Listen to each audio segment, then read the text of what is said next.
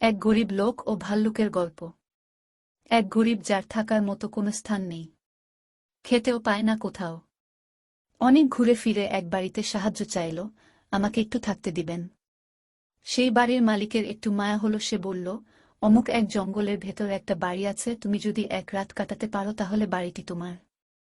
গরিব লোকটি খুশিতে চলে গেল সেই জঙ্গলের কাছে।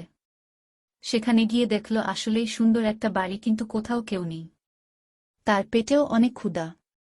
রান্না করে পেট ভরে খেয়ে বাড়ির পেছনে ঘুরতে গেল। এমন সময় এক বিরাট ভাল্লুক সারাদিন নিজের কাজ শেষে বাসায় ফিরে এলো। তার একটা অভ্যাস, প্রতিদিন তার লেজ দিয়ে চুলায় ঢুকিয়ে দেখত গরম আছে নাকি।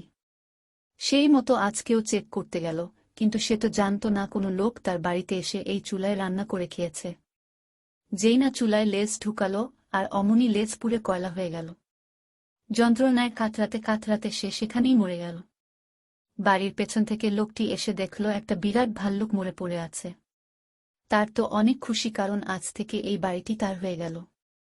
আমার গল্পটি ও ফুরালো। বন্ধুরা, আমার চ্যানেলটিকে সাপোর্ট করবেন, পাশে থাকবেন প্লিজ।